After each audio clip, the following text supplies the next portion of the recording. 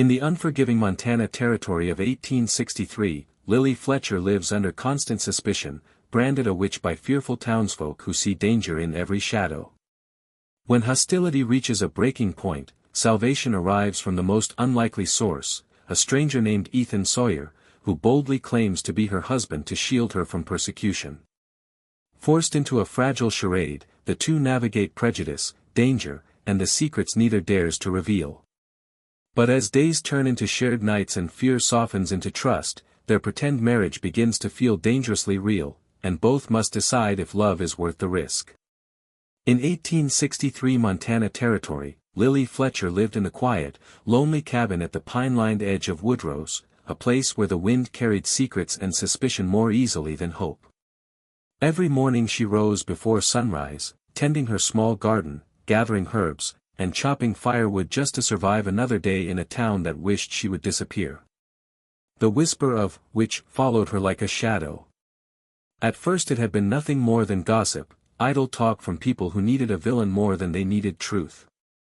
But whispers have a way of sharpening into knives, and soon the townsfolk avoided her entirely, crossing streets to keep their distance, muttering prayers when she passed, or watching her with narrowed eyes as though she carried curses in her pockets instead of seeds and herbs. Lily had long learned to keep her head down, to move quietly, to breathe around her fear. She'd done nothing to deserve their hatred, no dark magic, no curses, no wickedness. The most dangerous thing she had ever done was tend to the sick when no one else would. But in a land where loss was common and explanations were scarce, people found someone to blame. And Lily had become that someone. Still, she endured, telling herself she was strong enough to outlast their cruelty. She thought if she just kept to herself, the town would eventually tire of their superstitions. She did not expect the fear to escalate into something far darker. That afternoon, the day the mob formed, started like any other. The sky hung low with gray clouds, the kind that threatened snow even in late autumn. Lily had gone into Woodrose to buy flour, walking with her shoulders tucked close and her basket clasped against her chest. She hoped for a quiet trip, no glares, no stones thrown at her feet, no muttered insults as she passed the saloon. But the moment she stepped onto the main road, she felt the shift in the air. People stood clustered in small groups, talking in low, heated voices. Heads turned toward her, eyes sharpened, faces tightened with something more than disdain. There was a heavy, expectant silence as she walked deeper into the heart of town, each step echoing her growing unease. She didn't know until later what had sparked the fury. A child had fallen ill, and someone, desperate for an answer, insisted Lily had cursed him. It didn't matter that the child had been sick for days. It didn't matter that Lily had never even seen the boy. All that mattered was that fear needed a target. And fear chose her. The first shout rose from near the mercantile, sharp, angry, full of years of superstition. There she is. The witch. She put a spell on the boy. Heads whipped around. Conversation stopped. Within seconds, a crowd began to gather, swelling like a storm tide. Lily froze, breath rising in sharp bursts. She clutched her basket tighter, wishing she could disappear into the earth. But before she could step back, a group of men moved forward, blocking her path. A few women joined them, their faces twisted with self-righteous fury. "You're not welcome here," one of the men snarled. "We've had enough of your curses." "I've done nothing," Lily whispered, her voice trembling. "Please. I've never harmed anyone." "Lies," a woman spat. "Devil's work, that's what you do." "Healing. Herbal tonics. No decent woman knows those tricks unless she's a witch." The crowd murmured, louder now, emboldened by accusation. Someone pushed her. Another grabbed her arm. Fear surged in her chest like wildfire. She stumbled, nearly falling, unable to understand how quickly the town had become a mob. Get her out of Woodrose. Run her out before she kills someone else. Hang her if she fights. The voices blurred together, cruel and reckless. Panic clawed up her throat. She backed away, heart pounding hard enough to hurt. She had nowhere to go, no allies, no family, no one who would speak in her defense. Then a voice cut through the chaos. "That's enough." Deep, steady, unshaken. The crowd hesitated, parting just enough for Lily to see the man who had spoken. He was tall, broad-shouldered, with dust on his boots and travel on his clothes. A stranger. Lily had never seen him before, yet there was something in his eyes, a calm steel, a deliberate certainty, that made the mob pause. "What's your business here, Sawyer?" a man barked, as though the stranger's name had already circulated since morning. The newcomer didn't look at the men. His gaze remained on Lily, grounding her in place. His voice was low, but when he spoke, it carried enough weight to quiet the restless crowd. "My business," he said, "is my wife." The world seemed to still. Lily blinked, stunned, unsure whether she had heard correctly. Wife. The word slammed into the crowd like a hammer. Gasps rose. A few people exchanged confused looks. The ringleader stepped forward, scowling. "Your wife," he demanded. "That woman is no one's wife. She's a witch." "No," the stranger said, stepping toward Lily with measured confidence. "She is my wife. Lily Sawyer. Anyone who says otherwise is calling me a liar." His tone carried an unspoken warning, one that made even the boldest men shift uncomfortably. Lily felt her breath catch, her heart racing for an entirely new reason. Why was this stranger helping her? What did he gain? And why did she believe him, even for a moment? A murmur rippled through the crowd. A few men lowered their raised fists. Some women looked uncertain, their earlier conviction faltering under the force of Ethan Sawyer's calm authority. "You're lying," someone shouted, but the accusation lacked its earlier fire. Ethan didn't flinch. "I rode into town looking for supplies," he said smoothly. "My wife came ahead of me weeks ago to settle in. I expected to find her treated with neighborly respect. Clearly, I was mistaken." He let the words hang in the air. A challenge. A rebuke. A warning. He walked toward Lily slowly, giving her time to step away if she wished. She didn't move. Couldn't. When he reached her, he didn't touch her, not yet, but he angled his body protectively, shielding her from the tense crowd. "Are you all right?" he asked quietly, his voice meant for her alone. Lily swallowed hard. She didn't know what to say. Didn't know why he was risking himself.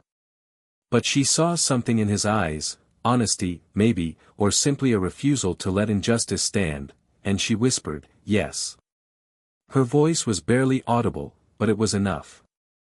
Ethan nodded once, as if they had reached some unspoken agreement.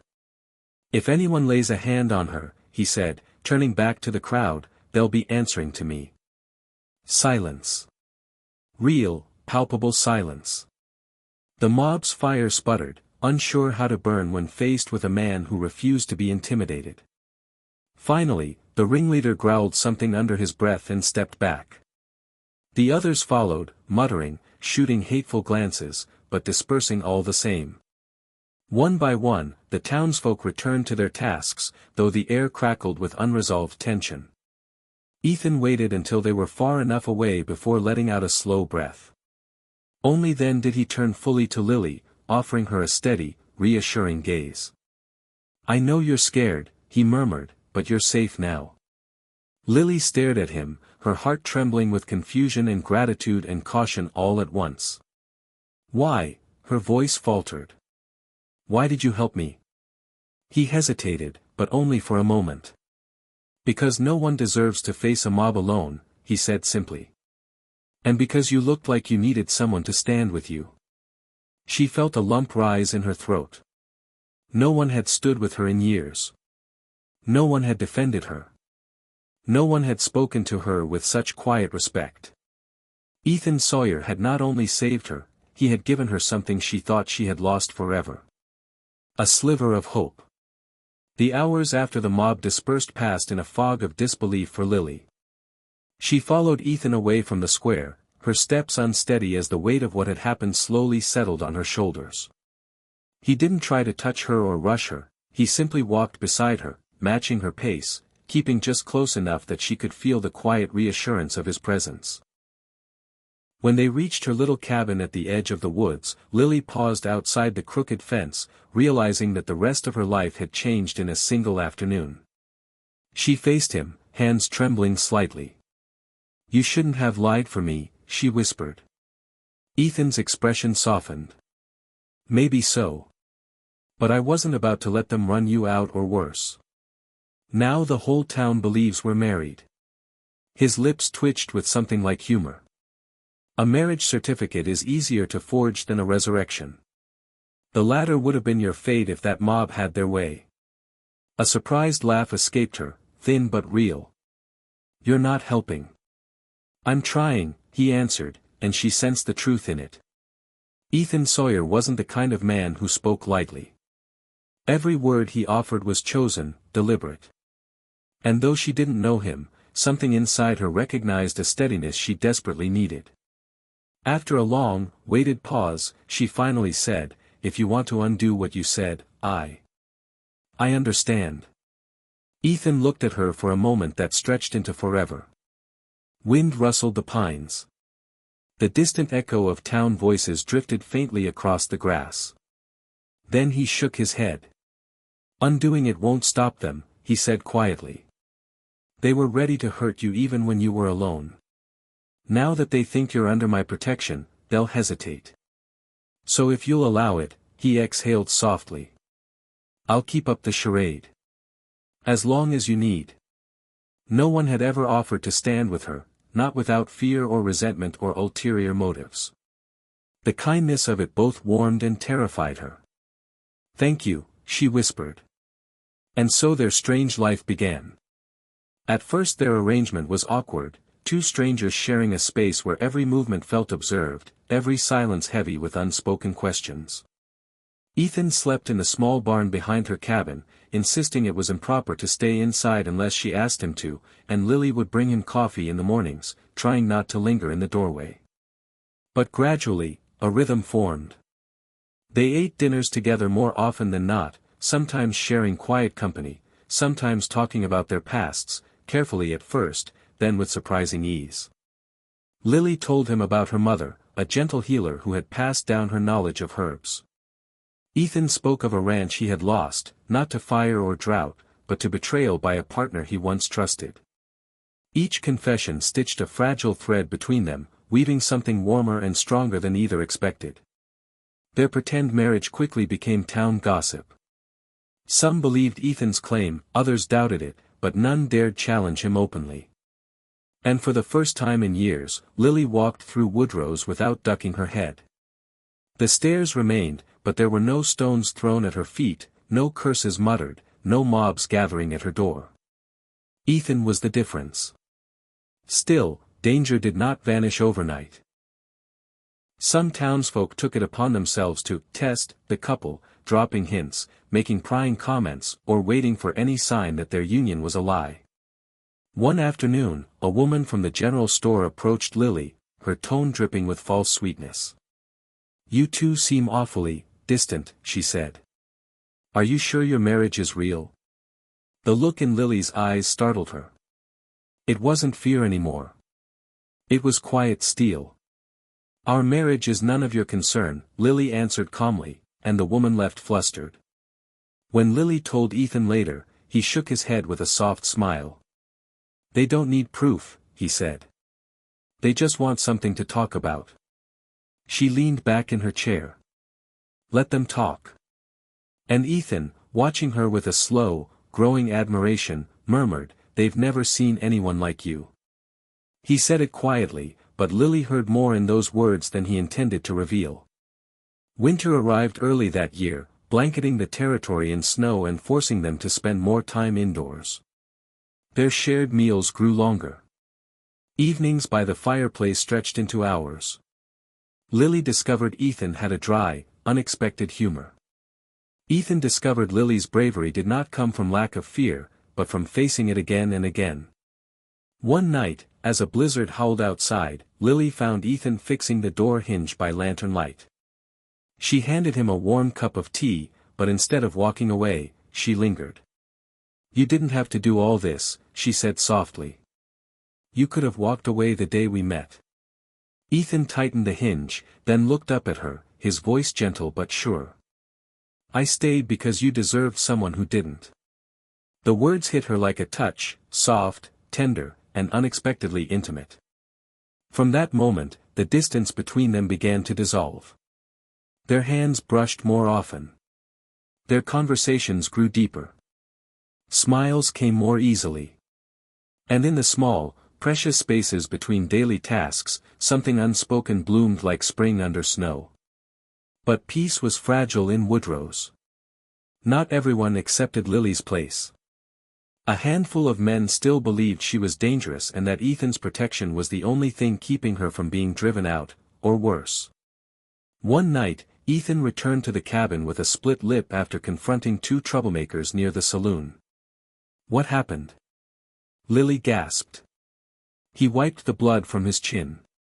"Just some men who needed reminding that my wife is off limits." "Wife." He said it so naturally now that Lily's heart trembled.